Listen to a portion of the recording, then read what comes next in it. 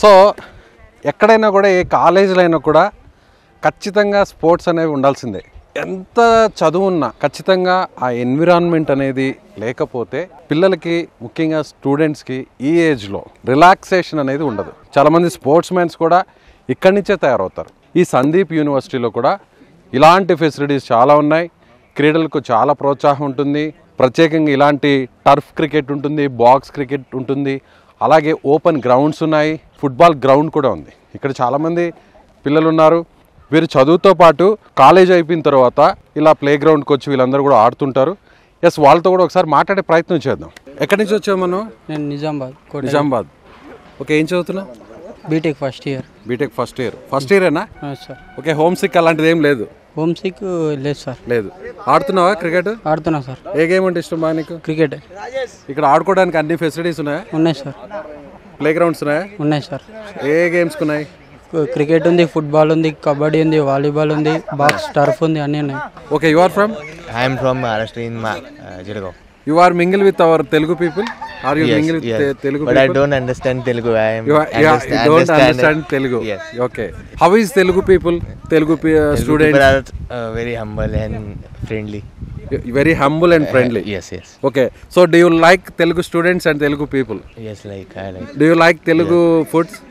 Telugu foods, yes. Idli dosa. Sambar. Yes. Yeah. ఈ అబ్బాయి ఏమో మహారాష్ట్ర, మన తెలుగు పిల్లలేమో ఆయన ఫ్రెండ్స్ అంట. తెలుగు వాళ్ళు చాలా మంచి వాళ్ళు, చాలా మర్యాదస్తులు అని చెప్తున్నాడు. ఇలాంటి ది బెస్ట్ యూనివర్సిటీలోకి రావడం వల్ల వేరే స్టేట్స్లో ఉండేటువంటి స్టూడెంట్స్ పిల్లలందరూ కూడా ఇంటరాక్ట్ అవుతారు. అక్కడ కల్చర్ ఇక్కడ కల్చర్ రెండు కూడా ఒకటవుతుంటాయి. ఒకరినొకరు గౌరవిస్తుంటారు, ఒకరి కల్చర్ని ఒకరు ఫాలో అవుతుంటారు. నువ్వు ఎక్కడి నుంచి వచ్చావమ్మా? నేను నిజామాబాద్. నువ్వు కూడా క్రికెట్ బాగా ఆడతావా? బాగా ఇష్టమా? ఇష్టం. సో బాగుందా యూనివర్సిటీ? బాగుంది. గేమ్స్ పరంగా అన్ని ఫెసిలిటీస్? గేమ్స్ పరంగా అన్ని బాగున్నాయి. టోర్నమెంట్స్ పెడతారా? టోర్నమెంట్స్ ఉంటాయి ఇక్కడ. ఫుట్బాల్, క్రికెట్ కూడా ఉంటాయి, BGMI, ఫ్రీ ఫైర్ కూడా ఉంటాయి ఈవెంట్స్ అయినప్పుడల్లా.